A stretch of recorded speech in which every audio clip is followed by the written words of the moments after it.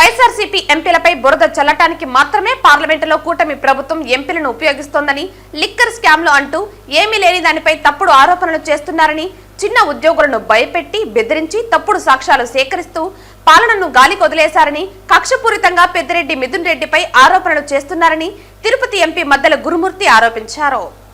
మిథున్ రెడ్డి గారు ఒక పార్లమెంటు సభ్యుడు. ఆయనకి అనవసరంగా లిక్కర్ కేసుని అంటగడుతూ ఉన్నారు.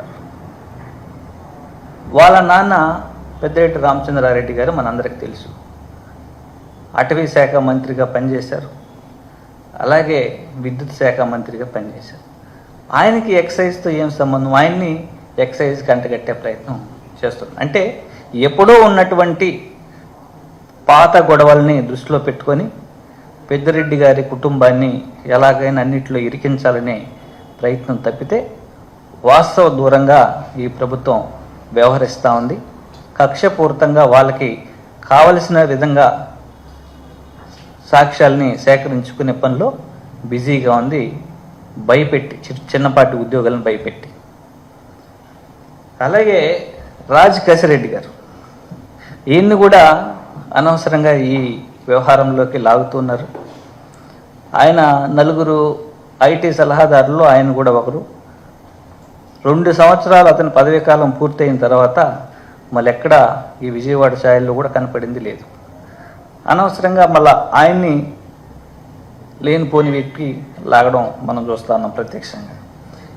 ఇవన్నీ అధికారం ఉందని అధికార దుర్వినియోగంతో 164 స్టేట్మెంట్లు సేకరించి ఆ 164 స్టేట్మెంట్కే ఆ వ్యవస్థకే అపహాస్యం చేస్తున్నారు, మరకం చేస్తూ ఉన్నారు. అసలు ఈ లిక్కర్ స్కామ్కి సంబంధించి చాలా రకాలైనటువంటి అనుమానాలు ఉన్నాయి. మద్యం ఎక్కువ అమ్మితే లంచాలు ఇస్తారా? అలాగే రాష్ట్ర వ్యాప్తంగా మద్యం తక్కువ అమ్మితే లంచాలు ఇస్తారా? అలాగే పర్మిట్ రూములు, మద్యం షాపులు ఇబ్బడిమొబ్బడిగా పెంచేసి బెల్ట్ షాపులతో సహా ఎక్కువకి పర్మిషన్లు ఇస్తే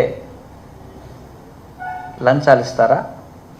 వాటన్నిటిని రద్దు చేసి ప్రైవేటు వ్యక్తులతో ప్రమేయం లేకుండా ప్రభుత్వం అమ్మితే లంచాలు ఇస్తారా? దాదాపుగా 4,380 మద్యం దుకాణాల నుంచి 2,900 మద్యం దుకాణాలకు తగ్గించారు వైఎస్ఆర్ కాంగ్రెస్ పార్టీ ప్రభుత్వం. అంటే 33% మద్యం షాపుల్ని తగ్గించారు.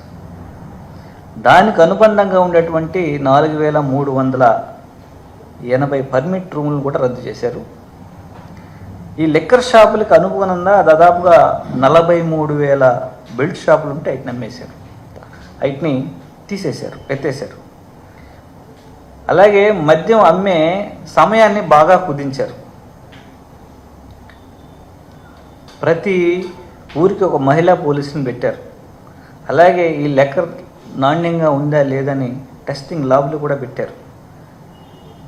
అలాగే మద్యం రేట్లు కూడా పెంచారు. మద్యం రేట్లు కూడా అందుబాటులో లేకుండా, అంటే మద్యం వినియోగాన్ని తగ్గించాలని మద్యం రేట్లు కూడా పెంచారు.